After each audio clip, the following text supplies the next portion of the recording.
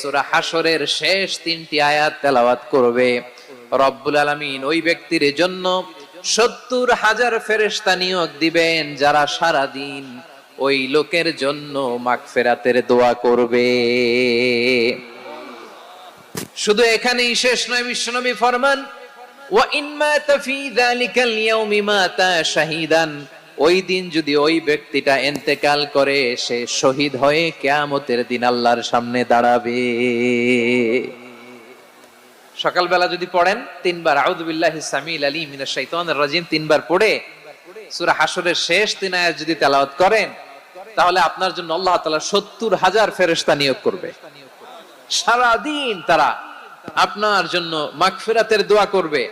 আর ওই দিন ইন্তেকাল করলে আল্লাহ তাআলা শহীদ হিসেবে আপনাকে কিয়ামতের দিন দাঁড় করাবে। সুবহানাল্লাহ। এত আস্তে। আবার